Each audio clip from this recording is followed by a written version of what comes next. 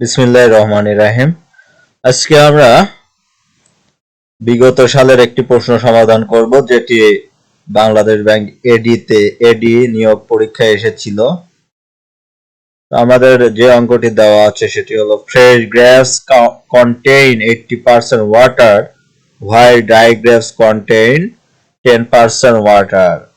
তো এখানে দুই প্রকার আঙ্গুরের কথা বলা হচ্ছে। একটি হলো সতেজ আঙ্গুর এবং আরেকটি হলো ড্রাই গ্রেপস বা শুষ্ক আঙ্গুর বা শুকনো আঙ্গুর যেটা। তো এখানে বলতেছে যে সতেজ আঙ্গুরের ধারণ করে 80% পানি, আর শুকনো আঙ্গুর ধারণ করে হচ্ছে 10% পানি। If the weight of the dry grapes, যদি শুষ্ক আঙ্গুরে if the weight of dry grapes, যদি শুষ্ক আঙ্গুরের ওজন হয় 250 KG, then what was is total weight, তাহলে কি হবে এর মোট ওজন when it was fresh, যখন এটা ছিল ফ্রেশ বা সতেজ, যখন সতেজ ছিল।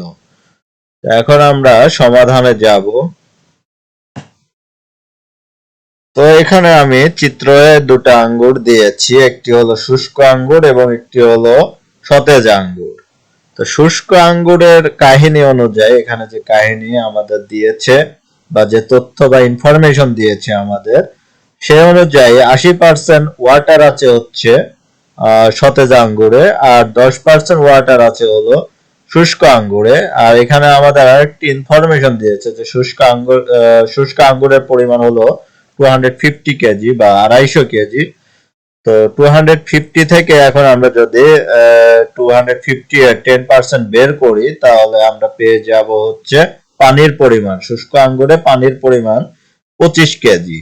এখন 250 থেকে যদি 25 বিয়োগ করি, তাহলে আমরা পাবো একদম মূল যে উপাদান আঙ্গুরের সেটা 225।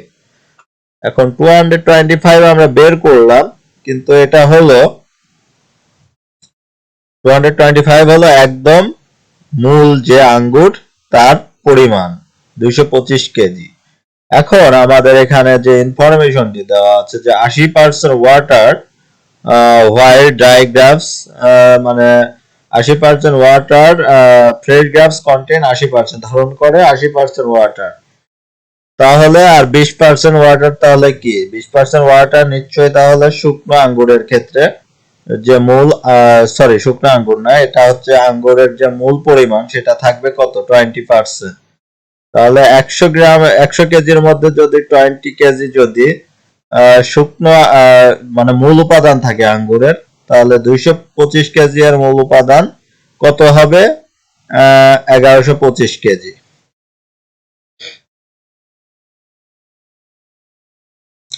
তো এটা আমাদের উত্তর।